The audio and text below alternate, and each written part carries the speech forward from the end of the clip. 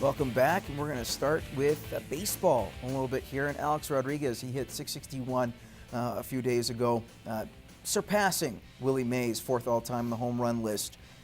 His contract prior to being suspended all of last year was that he would get a bonus for hitting .660, .661, and then get another $6 million for every century that he hits. Basically, 3,000 hits, beats, each home run marker, Hank Aaron, that sort of thing.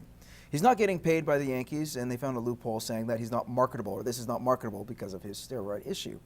But you still got to look at what he's done, his body of work, regardless if you like him or not, or steroids or not. You got to still be impressed. Is it still something to root for? Is he a guy that you could root for and say, you know what, this is still pretty impressive?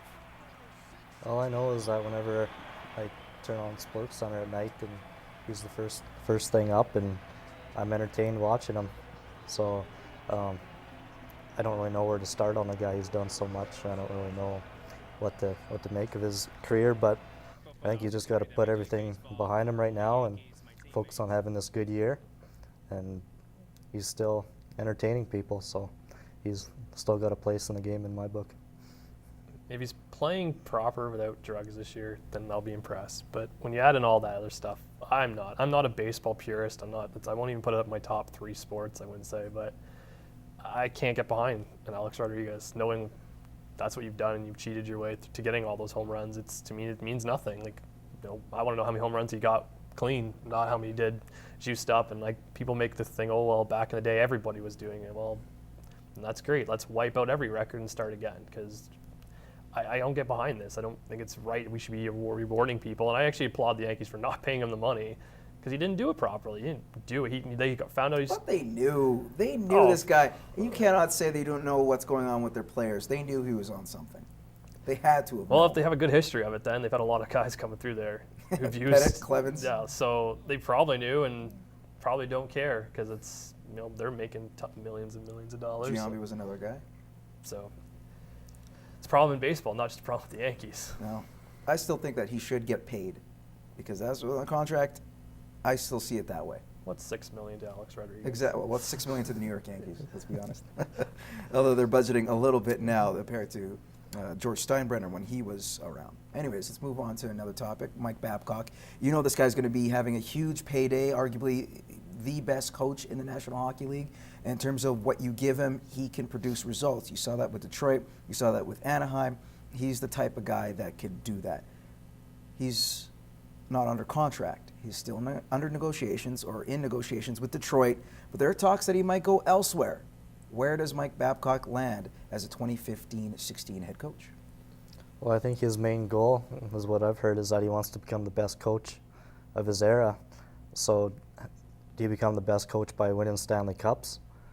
Or do you become the best coach by taking a team from the bottom and working their way back up, like Drake says? So, so I think to become the best coach of his era, I think he has to go somewhere new, and work with young guys and work with the team all the way up and from the bottom and win a cup with them. It's nice having a coach who has the power to pick where he really wants to go, and he has a lot of demands. He wants his family's involvement, he wants a connection with the staff already there. So it starts ruling out, people think Toronto is a good place for him to go. Could be a good place to go. It'd be hell on earth for him to go into Toronto and have to deal with that. I think everyone talks about Edmonton. I don't know if you worry about Edmonton too much because they have Todd McClellan. Try and get who you can. Any coach is going to be an upgrade to what you have already had in the past. So where does he land then? With him he's a Canadian guy, right? So I think he goes to Toronto or Edmonton. I know he likes to hunt too, so I think he's a little bit better hunting environment here in Alberta and Saskatchewan than there is out in Ontario. So I think he should go to Edmonton, Mike. I just can't see him going to Buffalo or Philadelphia. I can't see Mike Babcock sitting behind a Buffalo Sabres or Philadelphia Flyers bench. I don't know why, just in my head. It's like when you can't see a certain player. I couldn't see Crosby wearing any other jersey but a Penguins, or I just can't see him. I could see him actually behind an Oilers or Toronto. I think he's probably going to go to one of those two teams. He wouldn't stay in Detroit? Or maybe there's an inkling that he'd still stay in Detroit? I think if he was going to stay in Detroit, he would have made the decision a while ago. I don't like why put on this whole show all year long just to field the offers. You know everyone's going to pay you. You ask for $8 million, $10 million, someone's going to pay you. Toronto will pay you that kind of money. Anybody will pay you that kind of money to have that kind of caliber coach. So Detroit will pay him too. He didn't make that decision, 6, 7, 8 months ago. He should have. He decided, I'm going to wait. I want to see what's out there. Well, you know what's out there. There's a lot of options go out there. So I think he leaves. You would have made the decision months ago if he was going to stick around in Detroit. All right, talk about the Toronto Blue Jays real quick. They're a team sitting in the middle of the table in the American League East, 16-17 record, 1 game below 500, but only 5 games back of first place. Guys, is this still a team that's in contention, even though we're still in May? It's still early, but is this a team that can still stay in contention in what seems to be a poor American League East? Yeah, for sure. I think they are. They've got something about them this year. They got a couple new bats in the lineup that are entertaining everybody, and you just need their pitching to hold them in there till the end. So I think a month has passed now, right? So I think you can get a pretty good idea of how your rotation is going to fare the rest of the year here. So if you're comfortable going into the playoffs with Dickey, Hutchison, and Sanchez as your top 3 guys, then great. But if you want another pitcher in there, like I think they do need another pitcher in there. So I think they gotta get something done. It's so wide open that you hope they do something to move up, or at least do something to make some noise. If you don't start doing it soon, by June, I think they're out. That's just the way the division is. Someone in that division is so good they're going to take off.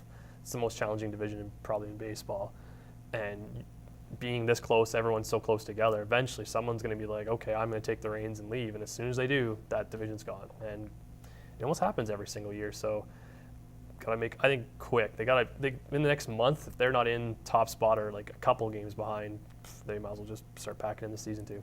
All right. So We're gonna quick. Well, all their young guys are on short-term contracts.